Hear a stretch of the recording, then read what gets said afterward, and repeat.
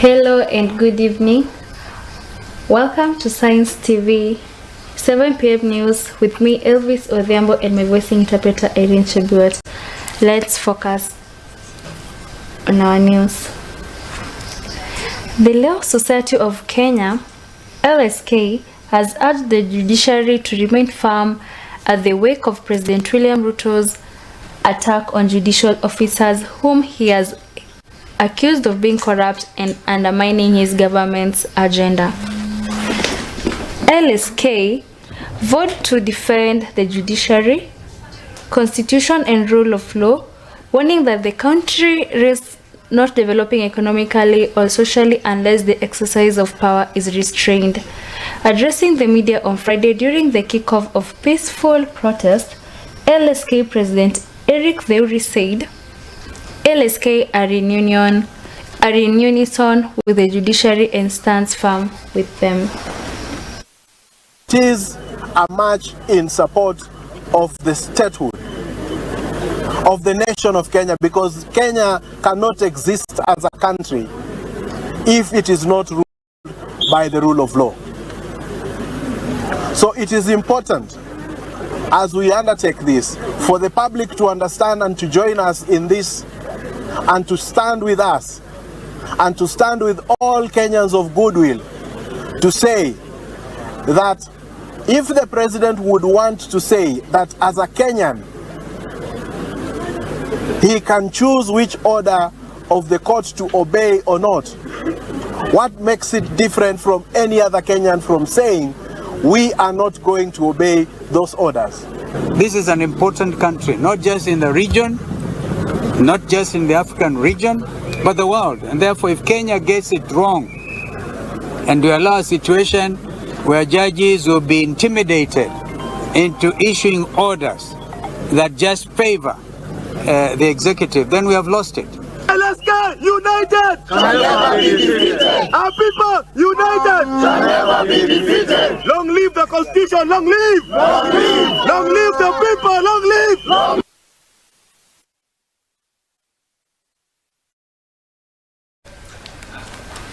On to our next news.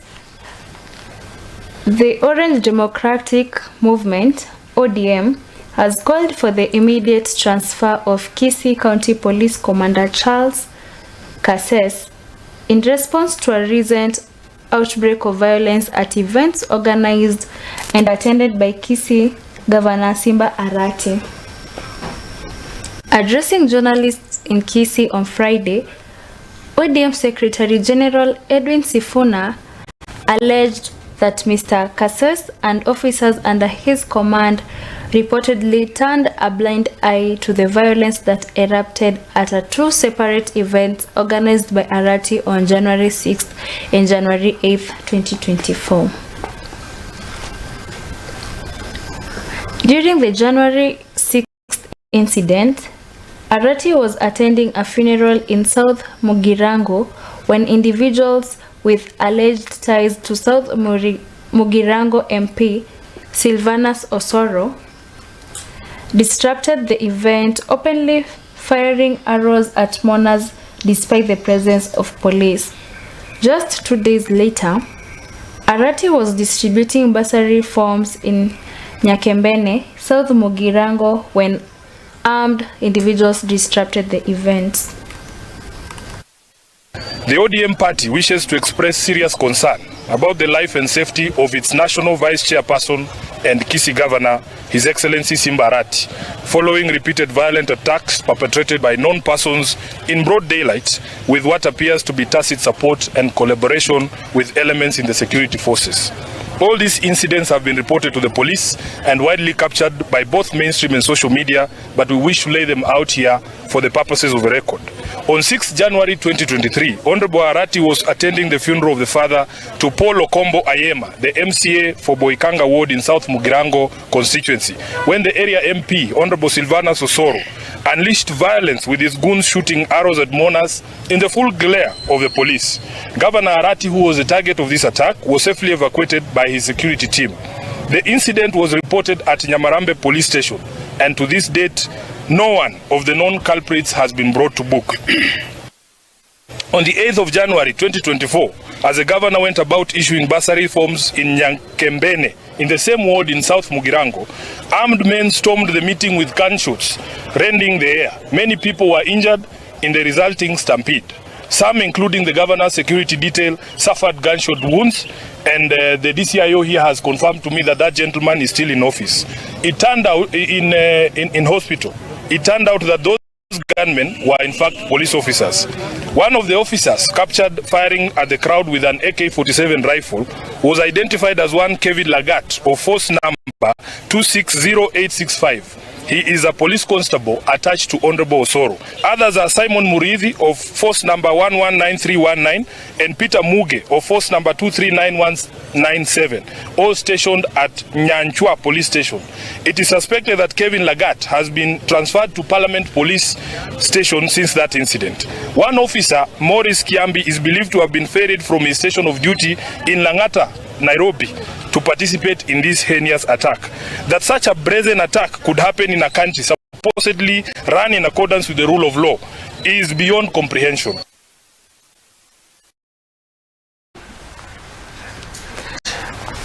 On to our next news.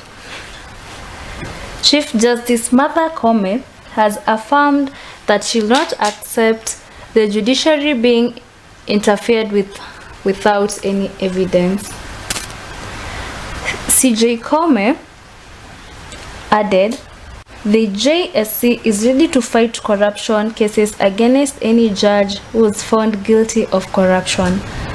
Appearing to respond to President William Ruto, Koome has urged Kenyans to defend the Constitution, adding that no one is above the Constitution and that mere statements without evidence have no basis and that the judiciary will not be swayed by such statements. We are ready to process any complaints against any judge or judicial officer who is implicated in corruption or in any other acts of misconduct, and state that we abhor corruption in all its formats, be it bribery, which is indeed a crime. However, such complaints must be launched and processed in the manner prescribed by the Constitution. Days are gone when officers were hounded, judges, judicial officers were hounded out of office through name calling and naming and shaming. The Judicial Service Commission, which is the body mandated by the Constitution to deal with matters of complaints, will only act on the basis of evidence and not on blanket statements or allegations that have not been substantiated. Doing otherwise will mean that we will be overthrowing the Constitution. Moving on, a delegation from the Judiciary Service Commission has visited Migori County to assess the county courts and engage with judicial stakeholders. Head of the JSC delegation, Ms. Evelyn Olwande, said that JSC was currently engaging in a program of visiting the courts across the Republic. According to Olwande, they will also be engaging with the JSC stakeholders, the county governments being the biggest stakeholders in areas of partnerships to collaborate and enhance access to justice. Has indicated to us that they desire that we become partners in putting up of other judicial facilities so that our people have access to judicial services in Migori County. The law requires that every sub-county has a station, a judicial station, where people from that sub-county can access judicial services. On our part, as a county, although it is not our core mandate to be participating in offering judicial services or infrastructure, we know that it is our fundamental right as the people of Migori that we have access to judicial services. It's our fundamental right. And when something is your fundamental right, it also becomes your fundamental duty to do what you must do to participate in creating an environment or an opportunity or opportunities to establish and support such services. So on behalf of my administration and my government, I want to say that we are working on how to allocate resources and including land that would be available to this institution, the Judicial Service Commission, so that we would be able to have these services available to our people. We live in a nation that is at crossroads. We live in a county that is diverse. We want all our disputes to be resolved in a civilized manner, in a manner that is fair to all of us. The only way of getting such services or realizing such rights is to ensure that we work together with the Judicial Service Commission and also with our members of Parliament and help put up those facilities. The Judicial Service Commission is currently engaged in a program of visiting the courts across the Republic. We are divided into two teams. We have a team visiting the eastern side, and this team is visiting the western side. And in those visits, we are also engaging with our stakeholders, and the county governments are one of the biggest stakeholders that we have. And we're engaging to see areas of partnership, areas where we can collaborate to enhance access to justice to the citizenry of the county and also of the Great Republic of Kenya. We have discussed areas of collaboration with the county government of Migori, and I'm happy to report that they've promised to be supportive, especially in the area of provision of land. As you've heard the governor say, the law requires us to have a court in every sub-county. Migori has about 8 sub-counties. 4 of those have no courts. We've discussed Nyatike, where there's a mobile court, and there's a court that was being constructed to see how the same can be completed. We've also discussed Ntimaru and there's Ntimaru and the other one escapes my mind right now. Mabera. We have a land in Mabera for construction of a court. And the county government has promised to give us support in terms of provision of land to be able to establish a court in these sub-counties. It is the mandate of the commission, not necessarily to vet, but to look into the complaints or petitions that have been filed against judges.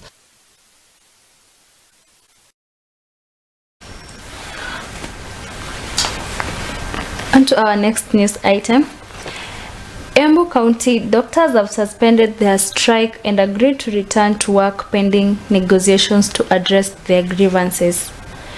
The development came after a meeting with the county government on Wednesday, where the parties agreed to form a bipartisan committee with a view to resolve the issues that prompted them to take the industrial action on Tuesday, including non-remittance of statutory deductions, stagnation, and denial of study leave.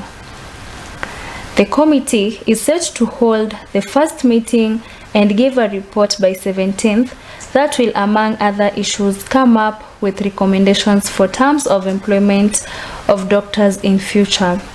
In a joint press conference that brought together county officials led by Governor Cecily Mbarire and the leadership of Kenya Medical Practitioners, Pharmacists, Dentist Union, Upper Eastern, the doctors agreed to return to work this morning to give room for negotiations.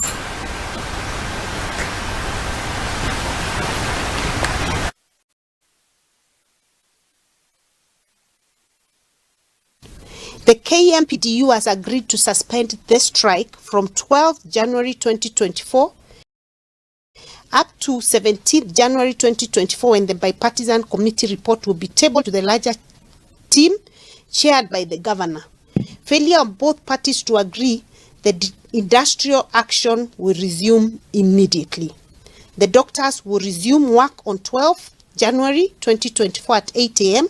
The county agreed not to victimize any doctor who participated in the industrial action. It has been agreed to form a bipartisan committee. The bipartisan committee has been tasked with the following. 1.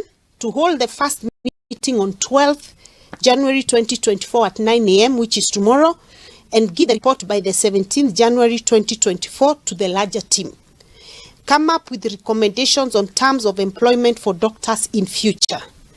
Non-common cadre promotions, redesignation of consultants. So that is the TOR of this bipartisan committee. Today we have met with the Governor of Embu and the Executive of Embu to commence the negotiations towards ending the strike and stalemate that is in Embu. We have come up with a document that essentially we shall form a bipartisan team that shall engage in discussions and come up with a document. Meanwhile, we have decided to suspend the strike from tomorrow. So we want to ask our doctors to report to work as from tomorrow morning at 8 a.m. Then we shall be giving directions as from then. Solidarity forever. Solidarity forever. Moving on, a total of 252 learners from Migori County who sat for their 2023 Kenya Certificates of Primary School Education (KCPE) have benefited from the Elimu Scholarship Program.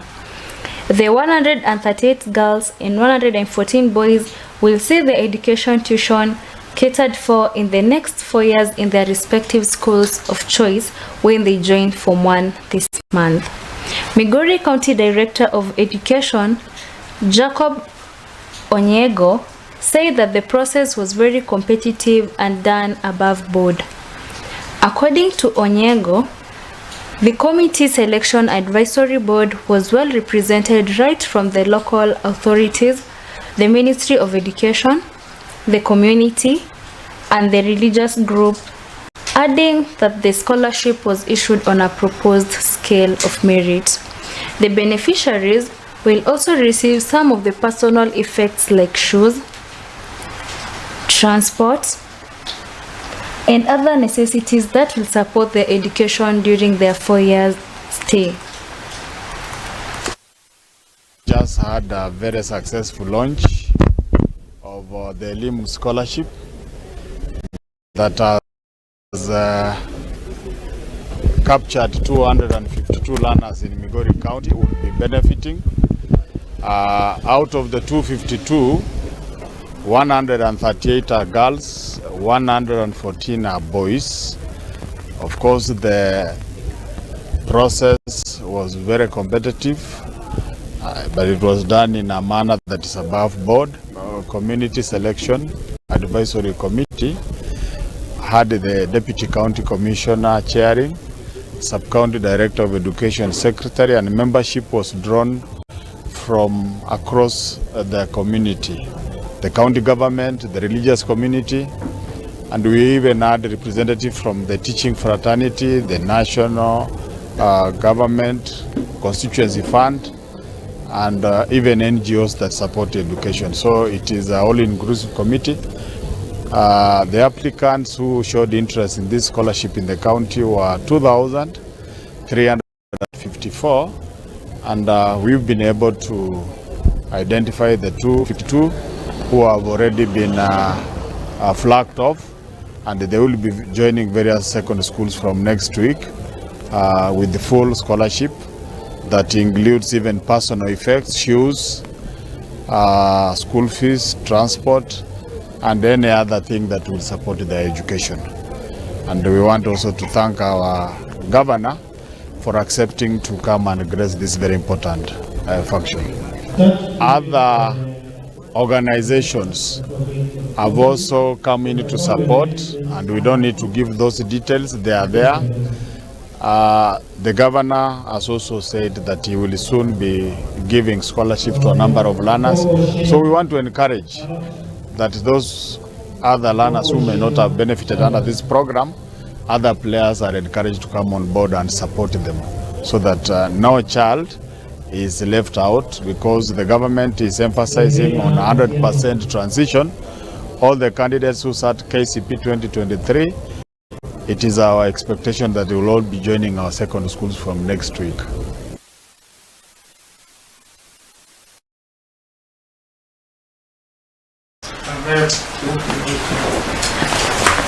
Cooperatives, Micro, Small and Medium Enterprises Cabinet Secretary Simon Chelugui has clarified the 80 shillings coffee cherry advance that is being issued to more than 700,000 smallholder coffee farmers in the country is not alone. Speaking at the Karatina Stadium in Nyeri County during the funds distribution and sensitization program, Chelugui said the money is supposed to sustain the farmer as they await the proceeds from the sale of their cherry. The cabinet in October last year approved an additional 4 billion shillings coffee cherry advance fund, bringing the total allocation for the kitty to 6.7 shillings billion.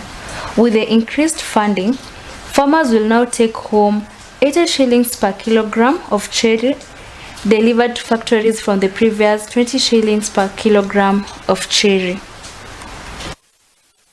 Tumepata Koreans karibu 30 wamekuja Kenya kutafuta kahawa na wanatafuta bei, wananunua kahawa na bei nzuri.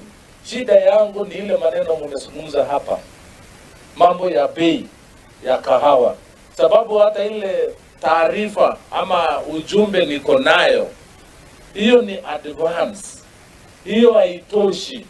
Huyu hasla ameongea, hiyo bei haitoshi, ile tunawapatia ni advance. Lazima bado tutafute soko kubwa ya kuuza kahawa yetu. Hawa leo jioni mtasikia breaking news ya ile bei watatoa, na tumewatoa kule Korea, tukaambia zungumzeni na wakulima wa Kenya. Hiyo ndio sababu tulichelewa, sababu kazi yangu sana ni kufanya public relation, kuzungumza na hao wanunuaji kwa niaba yenu. Nikizungumza kama waziri, nazungumzia kwa niaba yenu. Tumezungumza na wao na watatangaza bei leo, na hiyo bei ni wanatafuta kahawa fulani. Sisi tukijua ile kahawa wanataka, tunarudi kwenu kuwaeleza ili kazi mnatakiwa mfanye, ndio tupeleke bei yetu juu. Tumewaambia jana bei ya kahawa iliuzwa $425, the highest. 425 is about 67,000, na ukihesabu inakupatia karibu shilingi 150 kwa kilo. Na kaeleza mimi na naibu wa rais kwamba tutavumilia kidogo, lakini tuondoe masharti na ile watabeli wako katikati kwa between mkulima na pesa yake, GMR, guaranteed minimum return. Na hii serikali ikazungumza na Wakenya kwamba kwenda mbele tutakuwa tunaanzia chini kwenda juu. 3, yale tulifanya immediately, ingine medium na ingine long term. The immediate ones, one of them is the cherry advance, kwamba mkulima apate bei ambayo itaweza kukaramia kiasi ile karama ya usalishaji. On to our last news. The Port of Mombasa is attracting global shipping lines as a result of its efficiency. A leading Korean shipping line made its maiden call into the Port of Mombasa on its first voyage in Africa. Korean Marine Transport Company ran vessel MV KMTC Ho Chi Minh with a length of 222.10 meters and a cargo capacity of 2,824 20-foot equivalent unit TEU. The vessel is carrying 1,000 TEUs for the local and transit market, affirming the strategic position of the port as a shipping and marine hub and a preferred port of call for shipping lines. KPA Managing Director Captain William Ruto extolled KMTC for having confidence in the port of Mombasa for choosing it as the first port of call in Africa. It is making its maiden call at the port of Mombasa and venturing into Africa. For those who also don't know, is that Korean maritime transport has been venturing too much in Asia, and it is the first time now they are venturing into Africa, and they've given us the confidence that the ship will be a regular caller. And for us as KPA, what we promised, that we promised efficiency, and we promise also to improve whatever service that we'll be offering them. What it means is that as KPA, this is a new business for us. And when we always get a new business, we always do a small ceremony like this to also appreciate the shipping line for bringing us business. As Mombasa, what we are saying is that we're promising to give them the best service, because for any shipping line to make a decision to call into a port, they must have also done some of the due diligence. And part of the due diligence is how long will the ship be waiting. Like today, this ship just arrived today, and we give a priority, and we just docked on arrival. So this is also reducing cost to the shipping line, and also reducing cost to the receivers of the cargo, that you're receiving your cargo on a timely basis. Bandari ya kwanza ambayo imeamua kushukisha ni bandari ya Mombasa, na sisi tunafurahia kwa sababu bandari ya Mombasa kwa sasa inafanya kazi vizuri, ikiongezwa na management, ikiongezwa na Captain Ruto. Mwaka uliopita tumeongeza volumes na 12%. Sasa hii mwaka uliopita tumeshukisha karibu TEUs 1,600,000, ambayo hiyo ni ongezeko kubwa sana kwa biashara la serikali ya Kenya. Kwa hivyo sisi tunafurahia na tunajua ya kwamba tukiendelea kufanya kazi vizuri kama vile tunavyofanya, basi meli zingine pia zitaweza kuja hapa na kuongeza kuleta mali hapa, na pia ni kuonyesha kwamba pia kibiashara na kiuchumi Kenya inasonga mbele. Wito wangu ni kusema ya kwamba bandari ya Mombasa inafanya kazi vizuri sana.